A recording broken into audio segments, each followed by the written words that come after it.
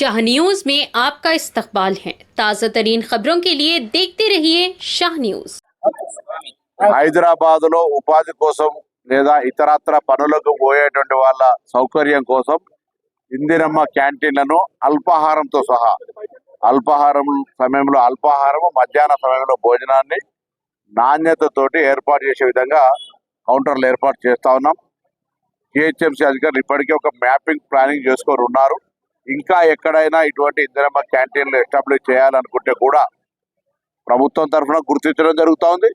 ఎక్కడైనా ప్రజలు, ప్రజాప్రతినిధులు కూడా ఈ ప్రాంతంలో ఇందిరమ్మ క్యాంటీన్ ఉంటే ప్రజలకు సౌకర్యంగా ఉంటుందని చెప్తే అక్కడ కూడా ఏర్పాటు చేయడానికి సిద్ధంగా ఉన్నాం.